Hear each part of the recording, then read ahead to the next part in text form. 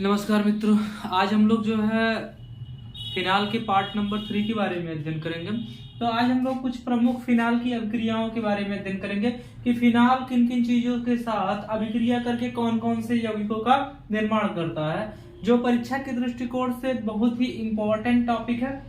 तो चलिए बिना विलंब किए स्टार्ट करते हैं। अगर आप हमारे चैनल पे नए हैं तो प्लीज सबसे पहले हमारे चैनल को सब्सक्राइब कर लीजिए, बेल आइकन को जरूर दबा दीजिए, जिससे नेक्स्ट वीडियो की अपडेट आपको टाइम टू टाइम मिलती रहे। तो सबसे पहले हम लोग पढ़ेंगे अमोनिया के साथ अभिक्रिया, उसके बाद फास्फोरस पेंटाक्लोराइड के साथ क्रिया, हैलोजनीकरण, सल्फोनीकरण, नाइट्रीकरण, और उसके बाद हम लोग पढ़ेंगे फ्रीडल क्राफ्ट एसिलीकरण। ठीक है, इसके बाद हम लोग फ्रीडल क्राफ्ट एल्कीलीकरण के बारे में अध्ययन करेंगे, राइमर टीमर अभिक्रिया के बारे में पढ़ेंगे, कोल्बे अभिक्रिया के बारे में पढ़ेंगे और भी महत्वपूर्ण अभिक्रियाओं के बारे में डिस्कस करेंगे। तो चलिए स्टार्ट करते हैं। तो सबसे पहले जो है हमने लिखा है फिनाल का निर्जलीकरण। ठीक है, अमोनिया के साथ अभिक्रिया जब हम फिनाल को या फिनाल का निर्जलीकरण ZnCl3 की उपस्थिति में फिनाल निर्जल ZnCl2 की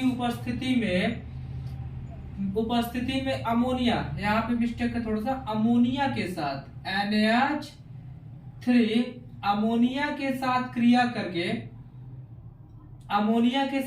करके एमीन बनाता है। अब कैसे एमीन बनाता है आप देखिए, यहां से आपका OH समूह विस्थापित होकर बाहर निकलता है और NH2 समूह ऊपर जाकर जुड़ जाता है।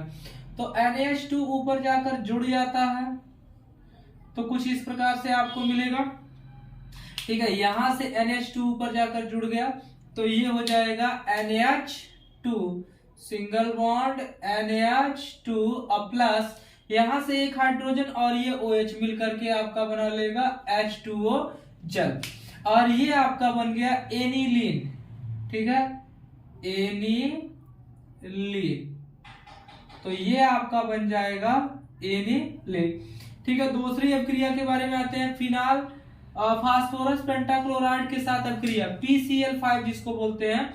तो यह PCl फिनाल जो होता है वह PCl5 के साथ क्रिया करके OH समूह आंशिक रूप से विस्थापित होकर क्लोरोबेंजीन बनाता है।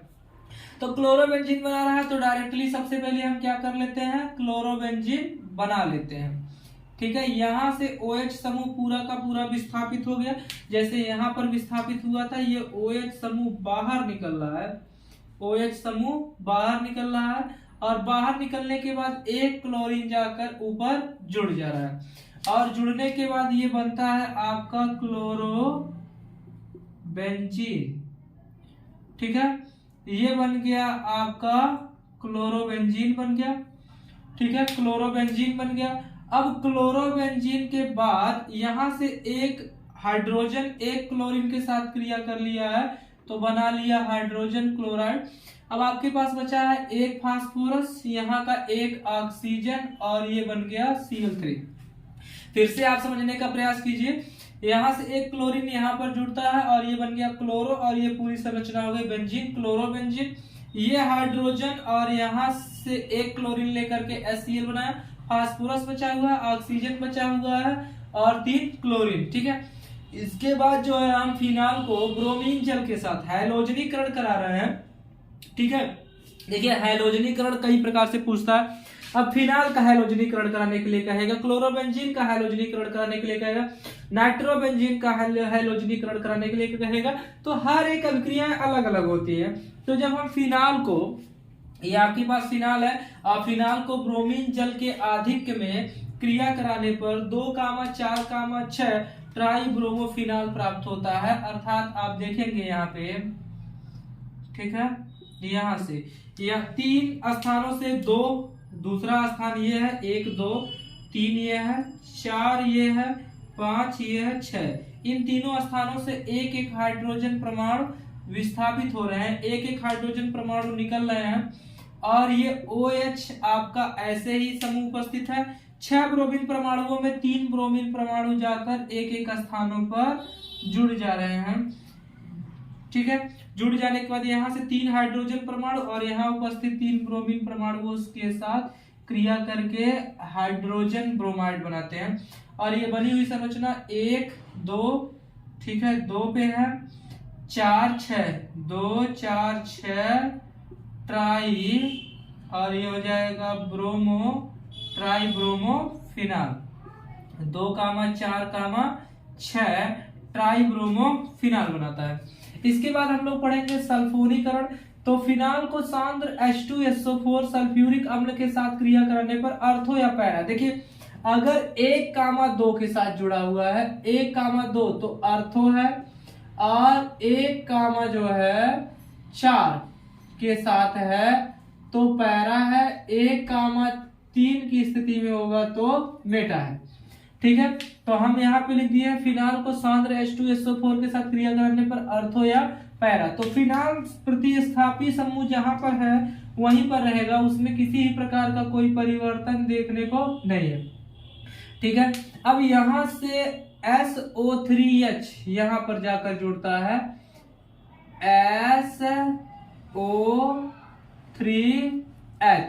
SO3H जाकर जुड़ता है, तो ये कंडीशन आपकी बनती है अर्थो।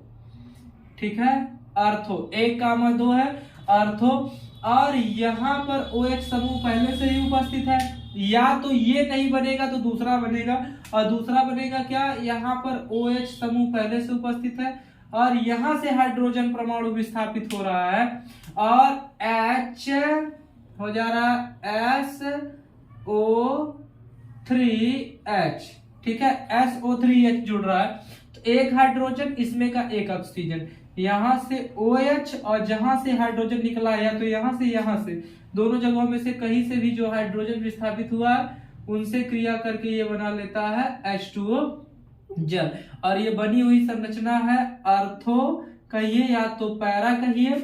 ठीक है, फिनाल सल्फोनिक अम्ल, ये हो जाएगा फिनाल सल्फोनिक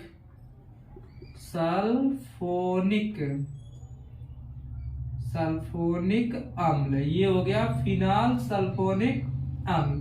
ठीक है, एक स्टेप, ये पहली वाली जो संरचना है अर्थोफिनाल सल्फोनिक अम्ल है, और ये दूसरी वाली जो संरचना है ये पैराफिनाल सल्फोनिक अम्ल है। इसी प्रकार से नाइट्रीकरण होगा, फिनाल को सांद्र H2SO4 की उपस्थिति में नाइट्रिक अम्ल के साथ क्रिया करने पर अर्थो या पैरा की कंडीशन है। तो फिनाल समूह आपका वैसे के वैसे यहाँ पर उपस्थित होगा, OH समूह आपका ऐसे ही है।